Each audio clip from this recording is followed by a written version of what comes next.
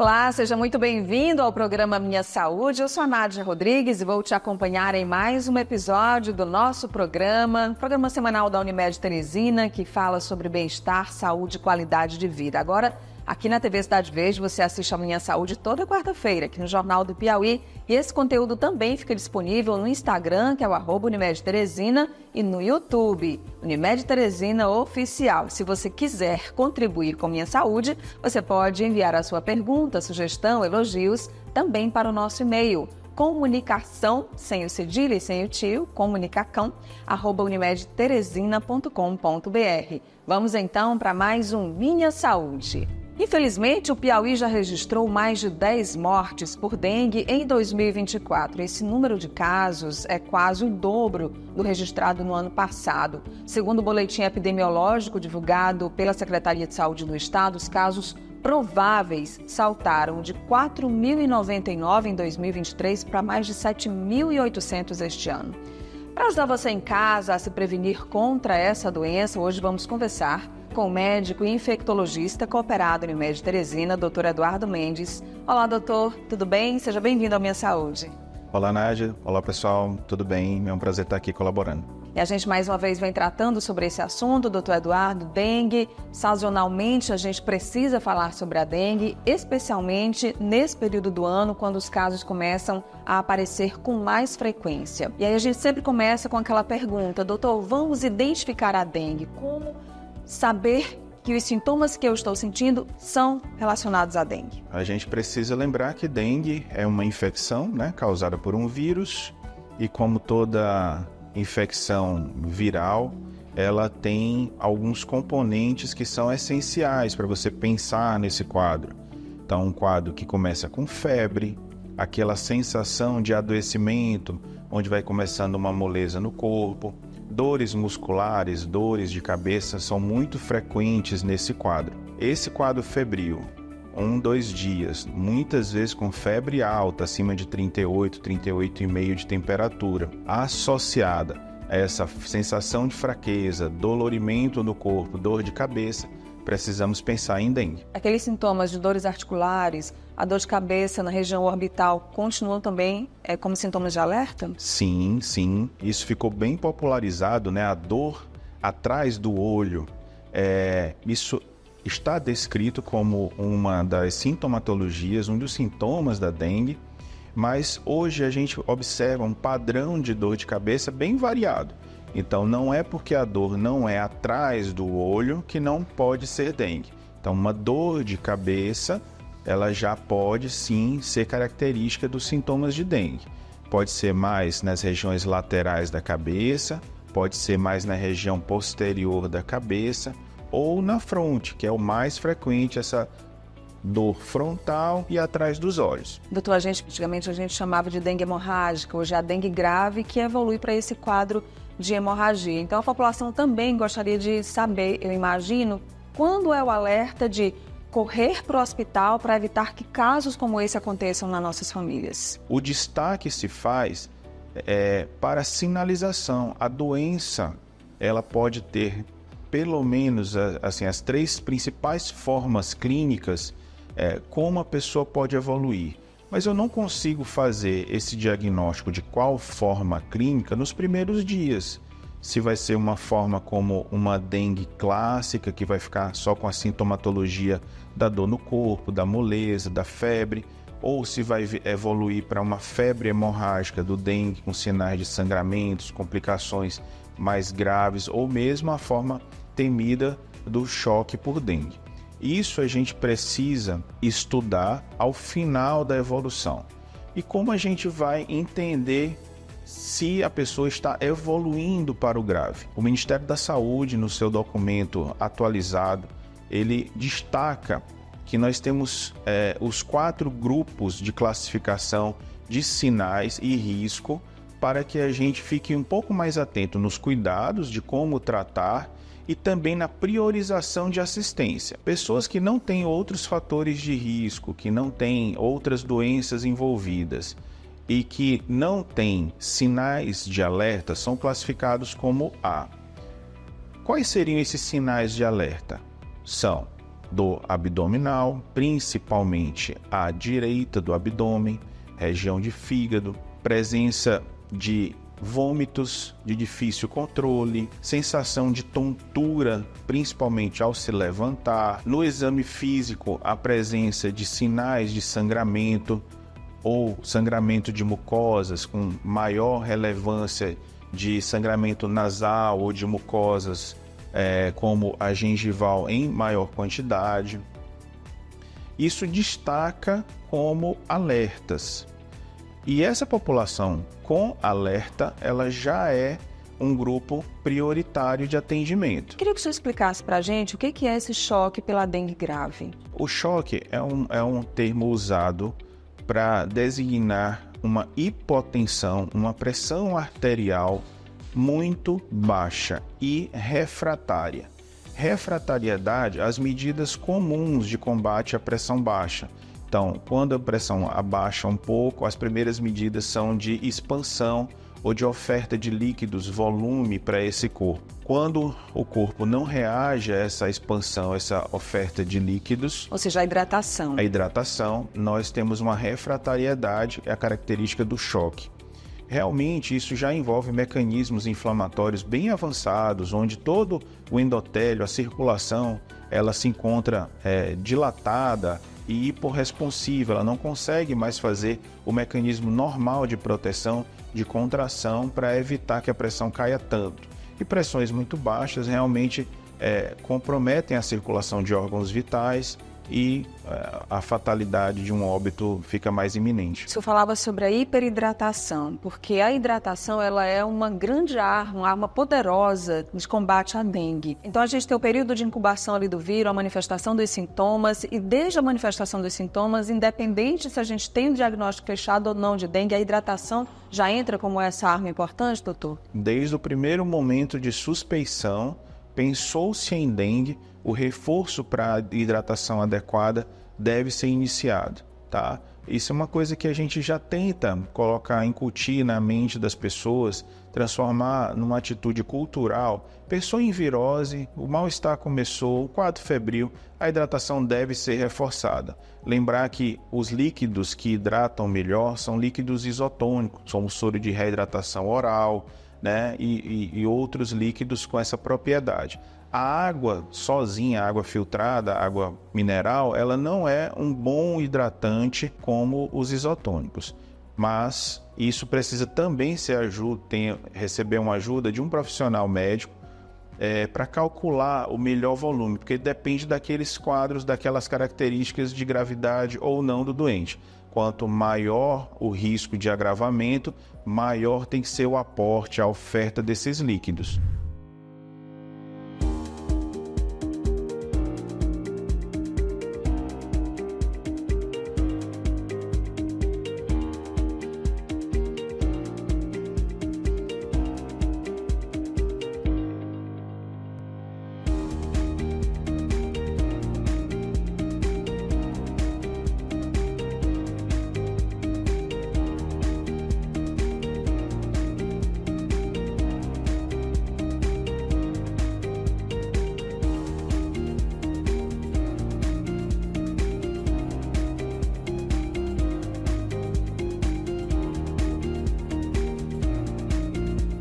A gente tem esses casos de adoecimento grave da dengue em populações que já têm algumas comorbidades, doutor? Por exemplo, pessoas idosas, pessoas que têm diabetes, pessoas que têm outras comorbidades que possam interferir e piorar o quadro de dengue? Perfeitamente. Há uma preocupação, sobretudo, naquela população onde a hidratação ela não é uma coisa fácil de se fazer. O paciente com maior idade, né, idosos mais extremos, pacientes cardiopatas, pacientes renais crônicos. Esse paciente ele já vai ter um manejo da quantidade de líquido que ele pode consumir difícil. Então, para ele fazer essa decisão sozinho, não é simples. Ele já entra por si só, independente da sintomatologia inicial, como categoria B de atenção. E se houver alguma sinalização de alerta, ele pula para C. Essa população, nós temos regimes específicos do que é que pode ser feito. Mas na grande maioria dos casos, o que vai ser necessário é um acompanhamento próximo com a equipe médica para que as medidas sejam colocadas e a avaliação constante de resposta. Primeiro, se o paciente está desinflamando, e segundo, se ele está tolerando aquele volume. Então, isso é uma coisa que a gente não tem como fazer uma medida universal. Nós temos cálculos a serem feitos de uma expectativa de volume, mas a resposta ela é individual. Então, eu preciso estar do lado do doente e ver, tomou 1 litro de soro, foi pouco ou foi muito? Para alguns vai ser pouco, para outros vai ser muito. E isso a gente vai ter que estar do lado para poder fazer essas medidas nessa população. E no caso dos idosos, muitas vezes, né, doutor Eduardo, ainda tem a resistência, né, a barreira de você dizer assim, olha, você precisa ingerir mais líquidos dessa forma. O idoso geralmente tem mais resistência a algumas coisas. É verdade. A outra população que também merece uma atenção são aqueles usuários de medicamentos que agem na coagulação sanguínea. A aspirina, o AS e outros anticoagulantes fazem parte de estratégias protetoras, mas que nesse caso de uma doença com alto risco de sangramento, eles vão precisar ser monitorados muito de perto. Então, também é um destaque para essa população. Quem já teve dengue, doutor Eduardo, tem possibilidade de ter no segundo momento, no segundo adoecimento, um terceiro, complicações? Ou seja, quem teve dengue pode ter na segunda vez uma dengue mais grave? Sim, nós temos o conhecimento de 4 sorotipos de dengue. O vírus pode se apresentar com essas 4 características e por serem tipos virais diferentes, nós podemos ter pelo menos então essas 4 infecções. A literatura nos mostra que a cada nova infecção, a chance de termos complicações são maiores. A primeira é um pouco menos grave do que a segunda já menos grave do que a terceira e assim por diante. O que se chama a atenção também nesse sentido é que a população hoje ela está mais exposta, então mesmo quem não teve um quadro de dengue que precisou de hospital, que teve um quadro mais importante, que ele lembre em memória que adoeceu de dengue, nós temos estudos de prevalência sorológica mostrando que a incidência é muito alta. Dificilmente nós vamos encontrar, a não ser numa população muito jovem, pessoas que não tiveram exposição ao vírus ainda. Então a chance de ter quadros cada vez mais graves é maior. Lembrando ou fazendo um destaque, que muito tem se comentado sobre o aumento dos casos desse ano como uma repercussão climática, né? Haja visto que a gente está acompanhando também nos nossos irmãos gaúchos, o clima está aí dando seu recado e essas alterações de temperatura também influenciaram, tá? Com a questão da proliferação do mosquito e do vírus. Outro destaque como nós não tivemos um grande impacto nos últimos anos em relação à dengue, parece, é uma sensação e uma opinião pessoal, sim, que as autoridades descansaram um pouquinho nas medidas de prevenção. As autoridades, elas comandam, né? Elas dirigem as ações e a população precisa desse direcionamento, né? Então, mais campanhas, mais prevenção, mais cuidado com as áreas públicas, mais higiene. E nós temos tanta tecnologia hoje, né? Cidades apontando aí o uso de drones para verificação de terrenos, né? E áreas com maior risco de proliferação. Enfim, eu acho que essas questões precisam ser levantadas. E sem dúvida, a incorporação da vacina como medida de prevenção é uma coisa bem positiva. Ainda aquém das nossas necessidades, ainda não temos uma grande oferta de vacinas para a nossa população, mas quem puder se vacine, né? A nova vacina ela já está liberada para a primeira infância, até mais ou menos 60 anos de idade. O grupo de idosos ainda acima de 60 anos ainda está em estudo, carece um pouco mais de informação, mas a população que mais adoece de dengue, ela já pode ser coberta pela vacina com uma ótima proteção e diferente da vacina anterior, não há a necessidade de um exame sorológico confirmando que já teve uma dengue no passado. mesmo quem nunca teve dengue já pode se vacinar. Quem nunca teve, quem já teve, pode se vacinar. Quem nunca teve e quem já teve pode e deve se vacinar, porque quem já teve, o risco de ter uma dengue pior é alto. Existe alguma possibilidade de pessoas que sejam mais protegidas contra a dengue? Estou perguntando isso agora aqui para o nosso YouTube, aqui para o nosso canal do YouTube, doutor Eduardo. Eu nunca tive dengue. Então eu estou num grupo assim que de repente não tive porque realmente não fui picada pelo mosquito, ou tem alguma resistência? Existe isso?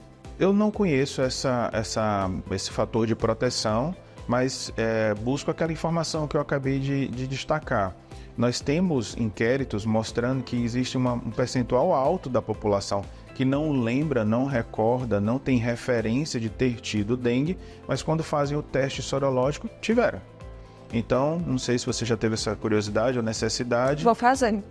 A sorologia, né, ela acaba fazendo essa confirmação. Hoje, com um destaque muito mais de cunho de estudo epidemiológico do que propriamente para alguma medida específica. Então, a população não precisa se preocupar se já teve ou não teve, porque a título de proteção, a vacina agora está para todos, né? Olha, descubra um mundo de benefícios com o Clube de Vantagens da Unimed Teresina. Clientes têm acesso a descontos exclusivos numa ampla rede de parceiros, cinemas, farmácias, serviços de beleza e muitos outros. Então não perca mais tempo e aproveite todas as vantagens que só a Unimed Teresina pode oferecer para você. Junte-se ao plano de saúde e transforme sua experiência de cuidado. Acesse o site unimedteresina.com.br e saiba mais. Clube de Vantagens Unimed Teresina, benefícios que fazem diferença na sua vida. Aqui tem benefício, aqui tem cuidado, aqui tem Unimed Teresina. Dr. Eduardo Mendes, médico infectologista, conversando com a gente sobre dengue. É sempre bom lembrar que locais na nossa casa, no nosso entorno, podem acumular água e servir de criadouro para o mosquito, doutor. Isso. É importante a gente estar fazendo o dever de casa, né? Então, olhando o nosso domicílio, ao entorno, então vasos de plantas, os ralos, né, de acúmulo de água doméstico, escoamento de água, calhas, né, que recolhem água do telhado, o terreno ao redor da casa, onde pode acumular algum tipo de sujidade, folhas que acumulem água, algum material plástico. A gente lembra do histórico que mostrou isolamento das larvas em tampinhas de garrafa, né? Pneu, então tudo isso que acumula água é um fator de risco. Lembrando que antes o mosquito tinha uma preferência por água mais limpa, mas a adaptação dele ao ambiente urbano, isso já nem é um pré-requisito. Ambiente limpo, ambiente sem acúmulo de água, e naqueles locais onde já acumula naturalmente água, que é difícil a gente evitar, o uso da água sanitária, do hipoclorito de sódio, é um recurso bastante simples, né? E a literatura mostra bastante eficiência. Então, para cada ambiente desses de acúmulo de água, existe a dosagem de água sanitária que a gente pode colocar ali. Então, pelo menos, amenizar o risco dessa proliferação da população de mosquitos. Então, a gente pode colocar água sanitária, por exemplo, nos ralos, em alguns ambientes que acumulam água para eliminar o mosquito? A gente pode colocar água sanitária nesses locais que acumulam e diminui a proliferação. As larvas não vão sobreviver com aquela concentração de água sanitária ali. Não é uma concentração que a água fique potável, você não pode ingerir essa água com essa quantidade de água sanitária, mas ela pode ficar ali no ambiente, né, dos ralos, caixas de descarga, os depósitos de água que são usados, por exemplo, para climatizadores, ou reserva de água para limpeza, às vezes cisternas que você usa para limpeza de ambiente. Isso pode ser usado água sanitária.